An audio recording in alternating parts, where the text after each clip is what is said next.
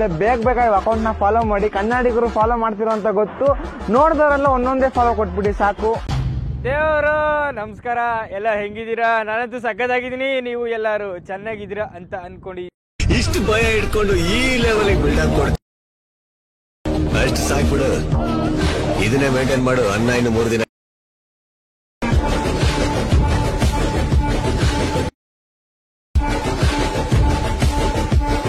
One more ಅನ್ಬೇಕು.